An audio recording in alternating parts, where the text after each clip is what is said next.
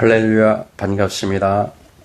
오늘의 주제는 육신을 다스리기입니다. 조금만 신경을 곤두세우시면 매우 유익한 시간이 되리라 확신합니다. 육신을 생각하게 되면 우선 육신은 제압되지 않는 것 속에서 일어나는 죄와의 관계를 제일 먼저 떠올릴 수도 있습니다. 수많은 사람들이 이 문제를 가지고 복잡한 삶을 살고 해답 아닌 해답들을 제시하곤 합니다. 여기에서 우리는 죄에 대해서 잠깐 짚고 나아가기로 합니다. 죄를 복잡하게 설명하는 경우들이 있는데 죄는 간단하게 말하면 법을 어기는 겁니다. 하나님 나라의 사람은 하나님 나라의 법을 어기면 죄를 짓는 것이 됩니다. 자기의 기준을 따르는 것이 아니라 하나님이 주시는 법을 어기는 것이 죄가 되는 겁니다. 그래서 법이 없으면 죄도 없습니다. 그러면 하나님 나라 밖에 있는 불신자들은 죄가 없겠습니까? 그들에겐 이미 사망이 왕노릇을 하는 곳에 있기 때문에 대화의 대상에서 제외되고 있습니다. 로마서 5장 13절을 함께 보시겠습니다. 죄가 율법이 있기 전에도 세상에 있었으나 율법이 없었을 때는 죄를 죄로 여기지 아니하였느니라. 14절에 이어서 그러나 아담으로부터 모세까지 아담의 범죄와 같은 죄를 짓지 아니한 자들까지도 사망이 왕노릇하였나니. 그러면 이제는 믿는 우리들 안으로 들어가 보도록 하겠습니다. 우리들도 지난 날에는 죽었던 자들이었는데 하나님의 은혜로 살아난 자들이 되었습니다. 이는 하나님과의 관계가 단절되었던 우리들의 영이 거듭난 것을 말합니다. 이는 우리들이 어떤 행위와 관계가 없는 하나님의 전폭적인 은혜 안에서 이루어지는 영역입니다. 이제는 혼의 문제에 접하게 됩니다. 우리는 마음의 영역에 있는 혼을 다스리기 위해 사력을 다하는 시절을 갖습니다. 그러나 이에 대한 해답은 나의 의지와 힘으로 되는 것이 아님을 누차 말씀드린 바가 있습니다. 이 또한 우리 행위로 인하여 이루어질 수 있는 영역이 아니라는 것도 이미 잘 알고 있습니다. 여기에는 십자가의 은혜가 있습니다. 자유로워지는 통로는 십자가를 통해서인데 갈라디아서 2장 20절에서 잘 설명해 주고 있습니다. 내가 그리스도와 함께 십자가에 못 박혔나니를 주목해 보시기 바랍니다.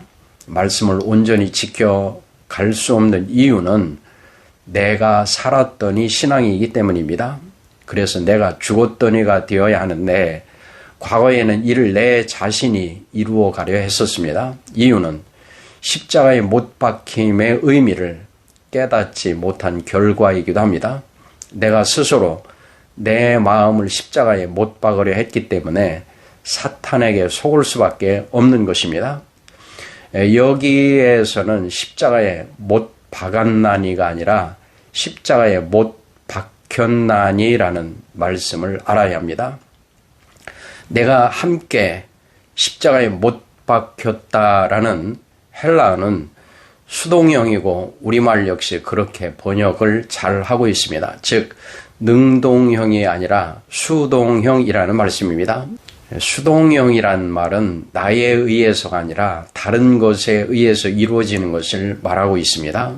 그 다른 것이라는 것은 바로 말씀을 지칭합니다. 말씀으로 말미암아 십자가에 못 박히게 되는 겁니다. 그러므로 자기 자신이 마음의 중심에 자리 잡은 상태에서 조목조목 죄를 낱낱이 고백하는 것을 죄에서 자유로워지는 의로운 자로 생각하는 것은 율법의 의미를 아직 깨닫기 전이고 회개의 의미 역시 오해하기 때문에 일어나는 일들입니다. 물론 그 과정을 거치기는 합니다. 내가 살았더니 신앙입니다.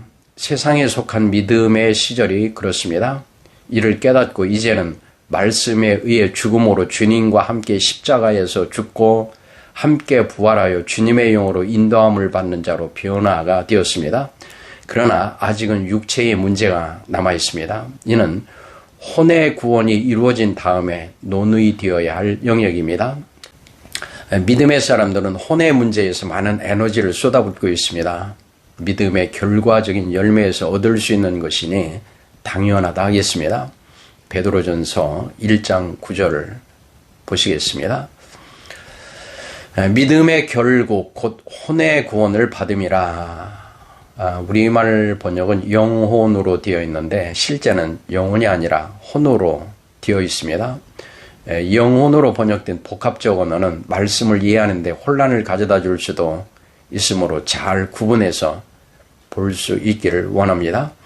혼의 문제는 안에서 밖으로의 일이라면 육체의 일은 오감을 통해서 밖에서 들어오는 것들에 의해 발생하는 문제들입니다. 이는 정욕과 탐심이 주장을 하는 영역입니다. 그래서 이를 처리하기 위해서 요구되는 것이 있습니다. 갈라디아서 5장 24절입니다. 그리스도 예수의 사람들은 육체와 함께 그 정욕과 탐심을 십자가에 못 박았느니라. 역시 해결의 장소는 십자가입니다. 그런데 여기에서 십자가에 못 박았느니라를 주목해 보시기 바랍니다. 십자가에 못 박았다의 헬라어 원어는 능동형 동사로 되어 있습니다. 즉 마음의 지배를 받는 육체를 십자가에 못 박는 것은 자신에 의해서 결단이 되어야 하는 것입니다. 그 말씀이 와닿아 깨달아지는 순간 그 정욕과 탐심은 사라지게 됩니다. 사탄이 정욕과 탐심을 가지고 지속적으로 공격을 하겠지만 이 말씀이 방패가 되어 능히 이기고도 남게 하실 것입니다. 많은 사람들이 왜 오랜 세월 동안 해답을 얻지 못한 채 방황하고 싸움에 지쳐하고 있는가를 알게 되었습니다. 그것은 오른쪽으로 돌리면 될 것을 지속적으로 왼쪽으로 돌리고 있는 소모의 시간 때문이고 열쇠로 열면 쉬운 걸 열쇠 없이 다른 것으로 문을 열고자 부숴가는 것과 같기 때문입니다. 마음의 문제를 스스로 해결하고 육신의 문제를 맡기려 하고 있습니다. 해답과 멀어지는 요소들입니다. 정반대로 마음의 문제는 말씀에 의해 십자가의 죽음에 맡기는 영역이고 육신의 문제는 혼의 구원을 받은 자신의 마음에 의한 결단의 영역입니다. 능동형을 수동형으로 바꾸고 수동형을 능동형으로 바꾸게 되면 해답을 얻지 못하고 어려움만 겪게 됩니다. 어려움과 갈등은 평생의 도돌이표로 작용을 하게 될 겁니다. 이제는 해답이 조금씩 보이시는지요? 내가 해야 하는 것과 내가 할 수 없는 것을 구분하는 것을 잘 하시면 말씀이 쉽게 풀리기 시작을 합니다. 하나님이 주시는 자유의 기쁨 안에서 세상을 이기시는 주인공들이 되시기를 바랍니다. 요한복음 8장 32절을 보시겠습니다.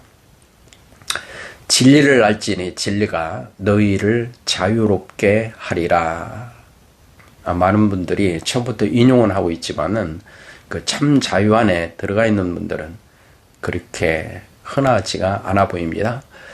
깨달음 속에서 그 말씀이 마음의 중심에 자리 잡게 되시기를 간절히 소망합니다. 고맙습니다.